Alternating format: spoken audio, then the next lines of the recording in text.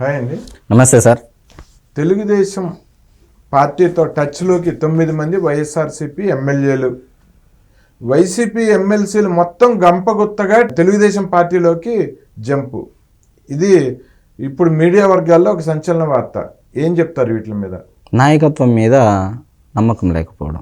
నాయకత్వం మీద నమ్మకం లేదు, నాయకత్వం మీద తిరుగుబాటు ఏముంది సార్? ఇప్పుడు జగన్మోహన్ రెడ్డి గారి కంటే ముందు కేసీఆర్ గారి గురించి మాట్లాడుకుందాం. జగన్మోహన్ రెడ్డి గారని 5 ఏళ్ళ అధికారం అనుభవించారు. కేసీఆర్ గారు 10 ఏళ్ళ అధికారం అనుభవించారు. తెలంగాణ నేనే తెచ్చా, ఐటీని నేనే డెవలప్ చేశా అన్నట్టుగా చంద్రబాబు నాయుడిని డీగ్రేడ్ చేస్తూ చేశాడు 10 ఏళ్లలో. మరి మీరు ఇప్పుడు కేసీఆర్ గారిని చూసుకోండి. తెలంగాణలో ఎమ్మెల్యేలతో సమావేశం నిర్వహించి కూడా నేనే సీఎం అవుతా, ఇంక 2 నెలలు ఆగండి, నేను అది చేస్తా ఇది చేస్తా అంటే నమ్మక, ఇంక నువ్వేంది సీఎం స్వామి, నీ మాట సర్పంచ్ కూడా ఈయన పరిస్థితి లేదు అని చెప్పేసి కేసీఆర్తో మీటింగ్ అవ్వడము, జంపు జలానీళ్ళు కొట్టడం కాంగ్రెస్లోకి. అంటే ఇక్కడ నేను ఏమంటున్నానంటే సార్, అధికారం ఉంది కదా అని చెప్పేసి అహంకారపూరిత ధోరణితో, ఏకపక్ష నిర్ణయాలతో, కేవలం ప్రతిపక్షాన్నే టార్గెట్ చేసుకుంటూ పార్టీనే లేకుండా చేయాలని ఒక దురుద్దేశంతో ఉన్నప్పుడు అప్పుడు ఏమవుతుంది సార్? ఇప్పుడు తెలుగుదేశం పార్టీలోకి కూటమిలోకి ఎందుకు వస్తున్నారు వైసీపీ ఎమ్మెల్సీలు ఎమ్మెల్యేలు అంటే అక్కడ ఉండి చేయాల్సినది ఏముంది? నాకు తెలిసి వాళ్ళంతా ఇక్కడికి వస్తున్నారు అంటే 10 ఏళ్ళు ఇంకా కూటమిదే అధికారము. ఇప్పుడు ఉన్నటువంటి తెలుగుదేశం పార్టీదే 10 ఏళ్ళ అధికారం అని నమ్మితేనే కదా ధైర్యం చేసి వచ్చేది. తెలంగాణలో కడియం శ్రీహరి ఎంపీ టికెట్ ఇచ్చారు సార్ కూతురికి. కడియం శ్రీహరి కూతురికి ఎంపీ టికెట్ ఇచ్చే ఈరోజు ఇచ్చారు, రేపు మళ్ళీ మాకు వద్దు టికెట్ అని చెప్పేసి రిజైన్ చేసేసారు బీఆర్ఎస్ పార్టీకి.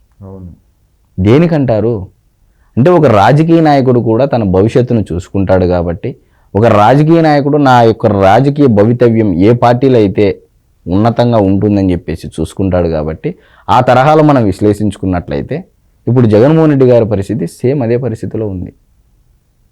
ఇప్పుడు మీరు విమర్శించడానికి, మీరు ఆరోపణ చేయడానికి, మీరు ఉద్ధరించిన పనులు ఏంది అని ఒకసారి మనం ప్రశ్న వేసుకుంటే తెలుస్తుంది. కుల దూషణలు, వ్యక్తిగత దూషణలు, ఎస్సీ ఎస్టీ కేసులు, బీసీలపైన దాడులు, ఎదురు తిరిగితే మర్డర్ చేయడం.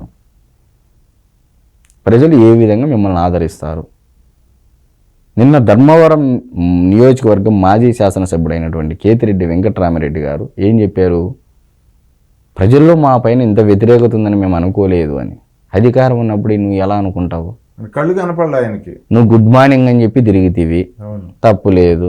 గుడ్ మార్నింగ్ చెప్పి ప్రజల సమస్యలు నేను ఏదో చేశాను అది చేశానని చెప్పావు. ప్రజల భూములు చేశాడు, నేను చెప్తాను సార్, చేశావు, సంతోషము. మరి ప్రజలు నిన్ను ఎందుకు ఆదరించలేదు? నెల ముందు వచ్చినటువంటి వ్యక్తి, కరెక్ట్ నెల సార్, ధర్మవరం నియోజకవర్గంలో నెల ముందు వచ్చి రాజకీయం చేసి, అది కూడా బీజేపీ పరిటాల శ్రీరామ్ గారి యొక్క సపోర్టుతో, పరిటాల శ్రీరామ్ గారి సహాయ సహకారాలతో నెల ముందు వచ్చి ఒక జిల్లా కాని జిల్లా వ్యక్తిని, ఒక బీసీ నాయకుడిని నిల్చోబెట్టి, అది కూడా బీజేపీ పార్టీ తరపున గెలిచాడు మెజారిటీతో. అంటే సిగ్గుపడాలి కేతిరెడ్డి. నువ్వు నీ పరిస్థితి ఇంకా నువ్వు ఇంత వ్యతిరేకత అనుకో ఏమంటావు? నువ్వు అంతకు మించి తెలుసుకోవాలి అసలు ప్రజల యొక్క ఏముంది. నువ్వు కేసులు పెడితివి ధర్మవరం నియోజకవర్గంలో, నువ్వు ఎవరి మీద కేసులు పెట్టేది చెప్పు? అందరి మీద కేసులు పెడితివి. ప్రతి పల్లెలోనూ ఒక ఇన్ఛార్జిని పెట్టి, మేము చెప్పిండేదే శాసనము, మేము చెప్పిండేదే వేదము, పోలీసులను అడ్డం పెట్టుకోవడము, బలవంతంగా పనులు చేయడము.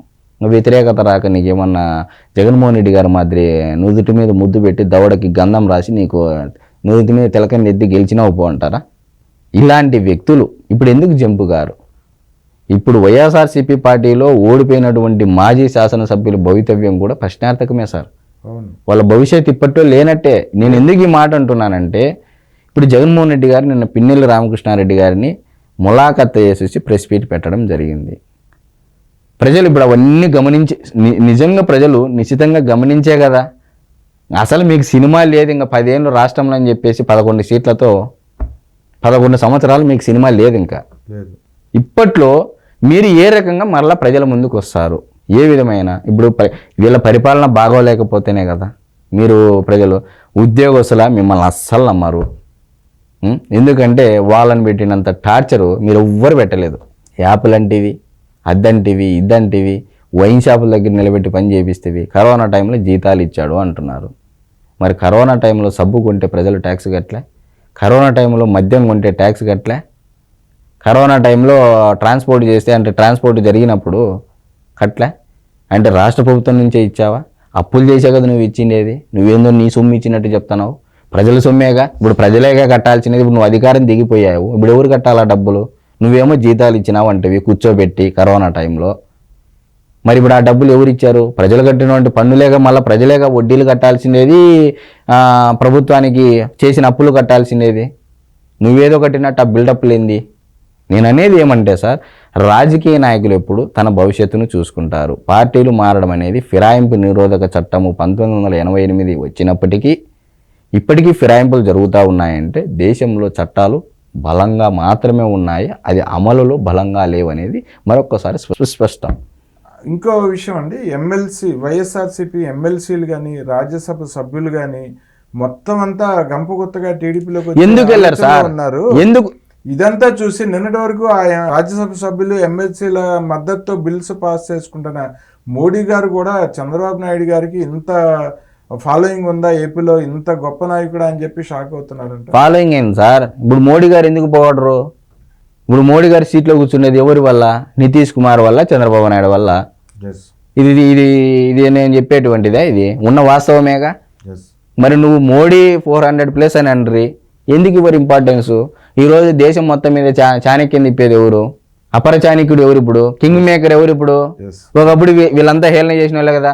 ఇదే జగన్మోహన్ రెడ్డి గారు కూడా ఇప్పుడు చంద్రబాబు నాయుడు గారిని నథింగ్, నాకు చంద్రబాబు నాయుడు నథింగ్ అనే, నా ఇంట్లోకి పీకలేరనే, ఇంకా అవే పీక్కుంటూ కూర్చోవాలి. ఇప్పుడు ఏం లేదు సార్, ఏ రకమైన అభివృద్ధి జరిగింది? కాంట్రాక్టర్లకు మేలు చేకూర్చడం తప్ప కంకర పనులు, ఇసుక పనులు, మట్టి పనులు, ఇవి తప్ప ప్రజలకు ఉపయోగపడే పనులు ఏమి జరిగాయి రాష్ట్రంలో? నిజంగా నిన్న జగన్మోహన్ రెడ్డి గారు తాడేపల్లి నుంచి నెల్లూరుకి రోడ్డు మార్గాన వచ్చింటే తెలిసిండేది. ప్రజలు ఏ విధంగా రోజు వాహన చోదకులు, వాహన ప్రయాణికులు ఏ విధంగా అవస్థలు పడుతున్నారనే విషయం స్పష్టంగా తెలిసి ఉండేది. ప్రజలు పట్టుకుంటారు కదా రోడ్డు మీదకి వస్తే. పట్టుకోవడం కాదు సార్, ఏమి జరుగుతుందని ఒక భయం. ప్రచారంలో చూశారుగా, బస్సు యాత్ర ఎందుకు పెట్టారు? మళ్ళీ పాదయాత్ర అప్పుడు చేసినట్టుగా నువ్వు సంవత్సరం ముందు నుంచి పాదయాత్ర చేసిండొచ్చు రాష్ట్రంలో. నేను మంచి చేసి ఉంటే నాకు ఓటేయండి అని అదే ప్రజలను అడిగి ఉండొచ్చు కదా. పాదయాత్ర చేస్తా అంటున్నాడు ఇప్పుడు ప్రజల్లో. ఎందుకు చేయడు సార్? ఇప్పుడు పాదయాత్రలను నమ్మే పరిస్థితుల్లో జనాలు ఉన్నారా సార్? అసలు రమ్మనండి, ప్రజలు ఏం చెప్తారో చూస్తాడు. ఇప్పుడు అదే కదా సార్ నేను అంటే, అది ఇప్పుడు పాదయాత్ర నువ్వు చేస్తా వస్తే ఇప్పుడు నిజమైన జనాలు ఇప్పుడు ఏ రకమైన తీర్పిస్తారనేది ఇప్పుడు ఇంకా ఒరిజినల్ తీర్పు ఇది. మొన్న ఓటుతోనే బుద్ధి చెప్పారు, ఇప్పుడు దేనితో చెప్తారనేది ప్రజల విజ్ఞతకు మనం వదిలేయాలి. సో ఓకే అండి, చూద్దామండి. తెలుగుదేశంలోకి మొత్తం వైఎస్ఆర్సీపీకి చెందిన పెద్దలందరూ, పెద్దల సభలో ఉన్న రాజ్యసభ సభ్యులు, ఎమ్మెల్సీలు మొత్తం అందరూ గంపగుత్తగా టీడీపీలోకి వచ్చేస్తున్నారు. ఇంకా జగన్మోహన్ రెడ్డికి ఇంకేం మిగిలిందేం లేదు, గుండు సున్నా. ఇంకా ఆయన అన్నాడు కదా, నా వెంట్రుకలు పీకండి అని, ఇక 11 వెంట్రుకలు కూడా పీకేస్తున్నారు. ఉన్న 11 వెంట్రుకలు కూడా. ఇంకా ఆయనకి ఎటువంటి రాజకీయ భవిష్యత్తు ఇంకా లేదని చెప్పి అర్థమైపోతుంది. చూద్దామండి ముందు రోజుల్లో జగన్మోహన్ రెడ్డి పరిస్థితి ఎలా ఉంటుందో. మరోసారి మళ్ళీ మాట్లాడుకుందామండి ఈ విషయాలన్నీ. నమస్తే అండి.